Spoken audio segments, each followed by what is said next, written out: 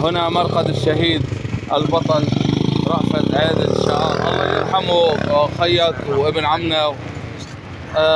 طبعا نحن بالحصار كنا محاصرين هون معيتكم. انت اللي تعرفت على زندو انه مدقوق، عرفته لخيه من لانه اكثر من مره تكرروا وهن يروحوا ويدعسوا. هو هناك واجهوا وياهم على الطريق هذا وبسلاح فردي يعني طبعا، فعقب ما خلص دقيقة ضرب واحد فيهم، فرجعوا قوسوا ورجعوا طلعوا عليه بالدبابة، فهو أداهم يعني كمان مشان هيك يعني هذول. عوضنا بسلامتكم ان شاء الله. يرحم جميع الشهداء يا رب. يستاهل كل كرامة، كل شهيد في جبل باشان، جبل الأبطال، جبل السوداء.